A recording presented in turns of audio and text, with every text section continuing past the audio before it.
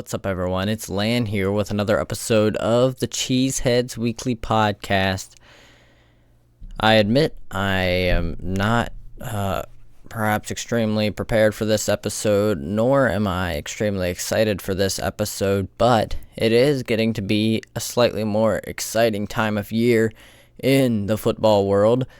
I've been following a lot of baseball lately, way more than football at this point, and I don't know. At this point last year, I felt like I had a lot more material to go over, random different topics from what different players were saying, different things happening around the NFL.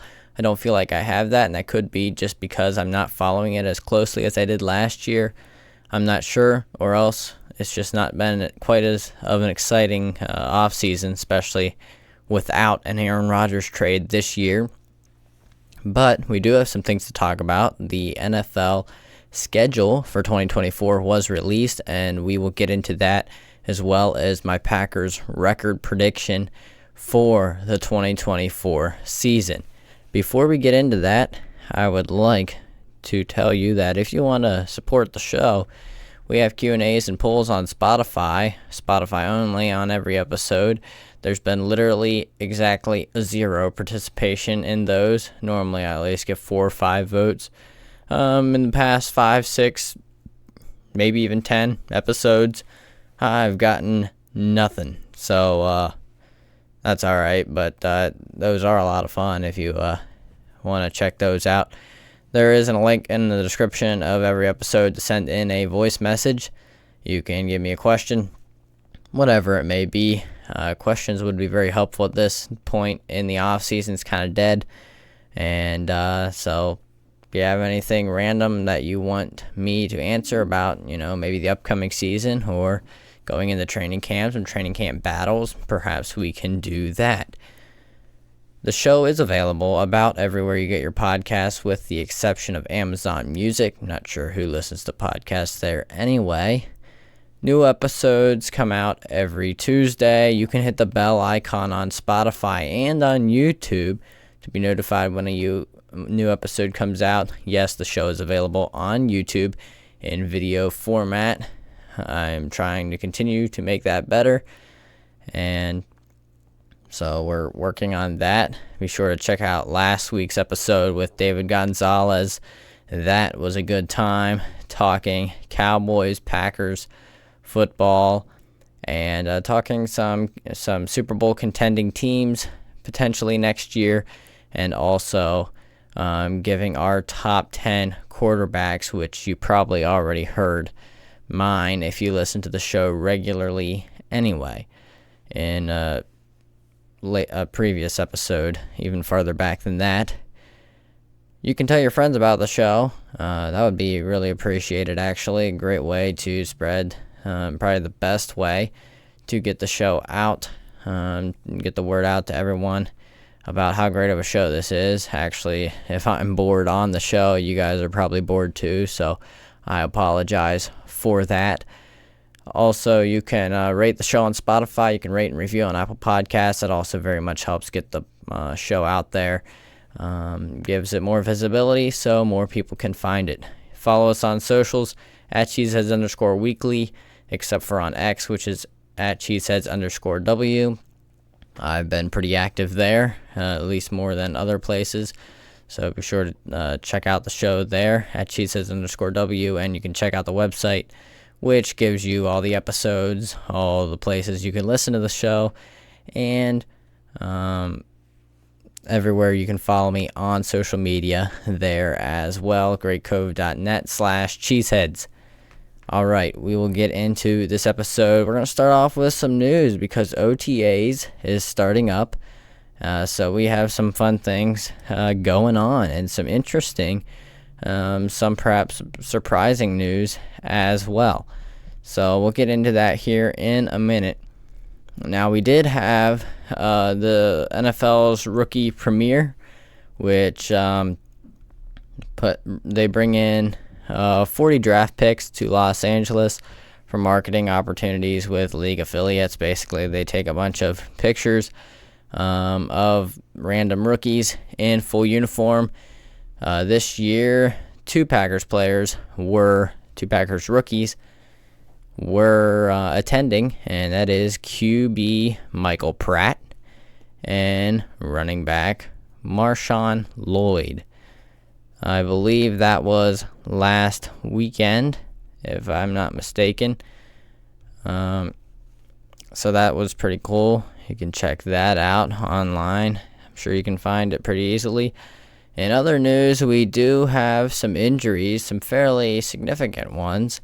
Packers tight end Tucker Kraft injured his pec muscle and will be out until training camp, possibly a little bit into training camp. Likely won't miss any of the start of the season, but obviously missing off-season work does make a difference, especially when you're a tight end and you still have, a lot to learn. A tight end is a very difficult position to learn. Also, offensive lineman Zach Tom got the same injury, perhaps not quite as severe, but likely won't be back until around training camp as well. So also, and that comes after hearing the news that Matt LaFleur also has an injury to his pectoral muscle as well that he picked up while bench pressing. So obviously the injuries were unrelated to each other, but bunch of pec injuries going around. We got the injury bug, and it's spreading. But we did get some good news here. Matt LaFleur on Kingsley Enagbare says he is, quote, full go at OTAs. He, interestingly enough, avoided surgery. They thought he tore his ACL. It turns out that it was not as significant as they originally feared. We didn't find out until just recently. LaFleur said he never had surgery, didn't tear it. We dodged a bullet there. So Enagbare is already back and ready to roll, and that is great news and that probably explains why the Packers did not draft another edge rusher like I thought they might, because he's already back and ready to go again. So that is fantastic news from what we thought was going to. We thought he was going to miss part of the beginning of the season probably. After last year, we thought he tore his ACL the end of last year, either right at the end of the regular season or in the playoffs at some point. So obviously fantastic news, and he's been a pretty important rotational guy for them at the edge rusher position. So with him healthy, they'll have four pretty good options at edge: Preston Smith, Rashawn Gary, Lucas Van Ness, and Kingsley Enagbare. And he's been happy. Matt LaFleur has been happy with what he's seen from Enagbare so far. He says, quote, he's doing a great job out there. So that's great to hear. Really great to hear. In other news, Packers are planning on having joint practices again in training camp. They did last year with the Patriots and Bengals. They will be doing it this year with the Broncos and Ravens. So that'll spice things up a little bit throughout training camp. Let's see if there is any other news. Jordan Love is participating in OTAs despite not reaching agreement on the contract extension yet.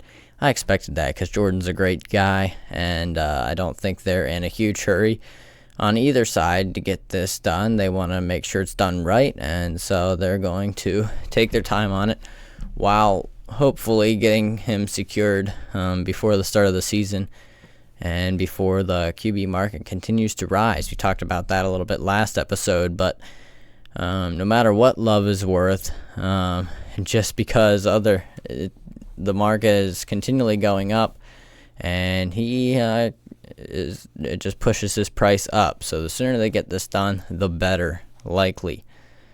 According to Over the Cap, Green Bay has $21.27 million available in cap space, which is 13th most in the NFL. That's something new for the Packers. This season, they will have $45.73 million in dead cap. Of that total, $18.14 million belongs to David Bakhtiari, $12.35 million to Aaron Jones, and $5.45 million to Darnell Savage. So, still a significant amount of dead cap. Once that is off the books, they will have even more space, and that'll be very helpful for next year, which could be their best time when the window is open the widest, perhaps, for them to make a Super Bowl run.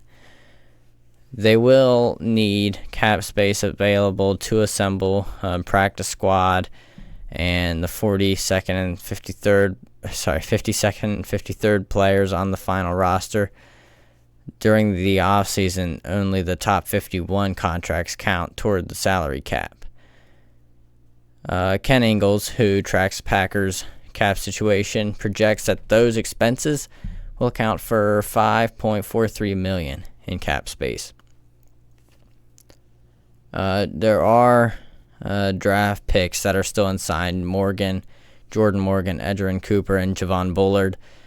Over the cap projects that the total cap hit for those three in 2024 will be $4.34 million. And after June 1st, the Packers will get an additional $10.57 million. So, also Love's cap hit for 2024 is $12.75 million. Ingalls estimates it will jump to the $15 to $20 million range, depending on how much he earns and how his new deal is structured. Kenny Clark has a big cap hit in 2024 of $27.49 million. The Packers could lower that by extending him, giving him an extension. However, it would be the third contract of Kenny Clark has had with the Packers. And Packers historically have not liked to give out third contracts to players, even if they're as good as, Kenny Clark. So, we'll see what happens there. I think Kenny Clark is still good enough and still close enough to his prime that they could sign him to another deal and not get burned. But, again, it's up to the Packers. It's up to Goody and front office to decide. I believe this is a contract year for him. So we'll see if they want to how badly they want to bring him back. But obviously a huge part of the defense at this point, and showed no signs of regression after last year. Not including an extension for Clark, the Packers could have between $12 million and $15 million available come week 1 with all those things I mentioned. Some of that will go toward in-season transactions, including game day elevations from the practice squad, but any cap space that goes unused in 2024 can be rolled over to 2025 in the offseason, which will give the Packers more flexibility then. So all in all, I think they're in a pretty good situation cap-wise at this point. All right, so let's go ahead and get into the schedule. The schedule was released on Wednesday, I believe, of last week, which would be the 15th of May, I guess. I believe that's when it was released. Of course, a bunch of random info and games end up being leaked before that, but I believe that's when the official reveal was. So for the Packers, I'll go game by game, give my prediction whether they win or lose, and give my final record prediction for the season. So here we go. Week 1 at the Philadelphia Eagles, technically not really at the Philadelphia Eagles because this game is in Brazil, and the Packers will play the Philadelphia Eagles on a Friday to lead off the season. 7:15 Central Time, 8:15 Eastern Time, and I predict that the Packers will lose this game. Big stage, obviously. You're in Brazil. But you're playing the Philadelphia Eagles, who will be a tough matchup even after the disappointing end to last year. I think they're going to come out firing on all cylinders, and the Green Bay, still a young team, could potentially have a slower start. So I'm going to pencil them in for a loss here. Week 2, they come back home and play on Sunday, a 1 o'clock game Eastern time, noon Central. Take on the Colts, and I predict that they will win this game. Week 3, they will travel to Tennessee, another 1 o'clock game, and I predict that the Packers win that one as well. Week 4, they go back to Green Bay and take on the Vikings. I predict that they will win that game. Vikings obviously have J.J. McCarthy, a rookie QB, a younger team this year. I think they'll start a little slower, and so I think the Packers will get the best of them in their first matchup. Obviously, it's at home as well, which certainly can help things as well. Week 5, though, really tough opponent here. They travel to Los Angeles to take on the Rams. This is a 4:25 game, Eastern, 3:25 Central on Sunday, and I predict that the Packers will not win this game. Predict a loss. Rams are going to be a really tough out next season. They didn't really do a whole lot to get worse other than Aaron Donald retiring, which certainly is a hit for them. But I think they're going to be really good this year with all the great young talent they have on the offensive side of the ball, especially with Puka Nacua and Kyron Williams out there. I don't think they're going to be as easy to beat without Brett Rippon out there. If Matthew Stafford's in the game, I think they're probably going to win. In Week 6, the Packers will host the Cardinals, another 1 o'clock game, and I predict that the Packers will win this one. Week 7, they host the Houston Texans, 1 o'clock game. I'm not sure why this is a 1 o'clock game. This is the game I am most interested to watch on the season, but for some reason it's 1 o'clock. I would think maybe it gets flexed in the prime time. Like, this is a matchup a lot of people want to see, including me. This is the one I'm most looking forward to out of all of these. So they take on the Houston Texans, and I predict that they're going to win this one.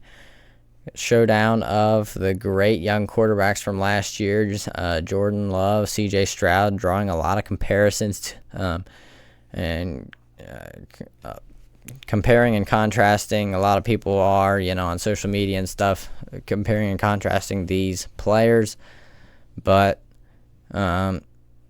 we actually get to see them go head-to-head. Two of the youngest teams in football the last 2 seasons. So, should be a lot of fun to watch and see how that game unfolds. Really excited to see that one, but I predict a win. Packers travel to Jacksonville to take on the Jaguars in Week 8, another 1 o'clock game. I predict the Packers win that one. They travel back to Green Bay, take on the Detroit Lions at home. This is Week 9, a 4:25 game. I predict the Packers win. Week 10, it's a bye week. Week 11, they travel to Chicago. Of course, it's a win. Packers own the Bears, and that's a 1 o'clock game. No one needs to see it because it's going to be a Packers win. Everyone knows the outcome. Who cares if it's prime time or not? Week 12, Packers will host the San Francisco 49ers, and this will be a 4:25 game. And I predict the Packers win. Little revenge game from the playoffs last year. They were close last year. I think they'll be a lot closer this year. So close that they actually win. In Week 13, they host the Miami Dolphins. I predict another win here. This is a Thursday night game. 8:20 Eastern, 7:20 Central time. Or Lambeau time, I suppose. And I do predict a win. Then they travel to Detroit. This is another Thursday night game at 8:15 Eastern, 7:15 Central on Prime Video. And I predict that the Lions get this one.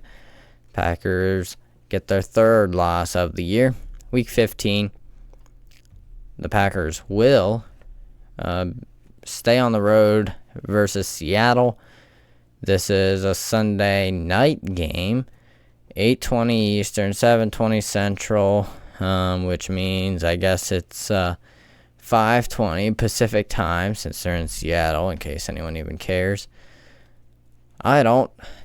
I am in the Eastern time zone, so this is just for the benefit of any Wisconsin residents who happen to be listening to the show. Week 16 is a home game. Oh, by the way, I didn't mention, but Packers will win that one.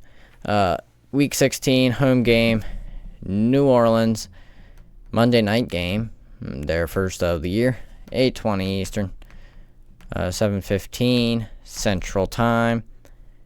I predict a win for the Packers. Week 17, then they travel to Minnesota, U.S. Bank Stadium. Things can get loud there. Hostile environment, division matchup. I think the Vikings will potentially be heating up at that point in the year. So I'm going to call this a loss for the Packers. Vikings win this one. Week 18, time, TBD. It is in Green Bay. Packers will host Chicago again to close things out. And I predict a win for the Packers. Packers and the Bears. Don't you dare forget that. And that will close out their year and put them at 13-4. Again, like I said, I tend to be more on the optimistic side. I'm not sure why, but, I think they can beat the Texans. I think they can beat the 49ers. And there's certainly potential that they could lose to the Bears, But that's how football works. You never know what's going to happen. A lot of people are suggesting, 11-6, 12-5, maybe even 10-7 on the lower end. Those are very realistic expectations, but we've seen Matt LaFleur help this team exceed expectations. They did so last year.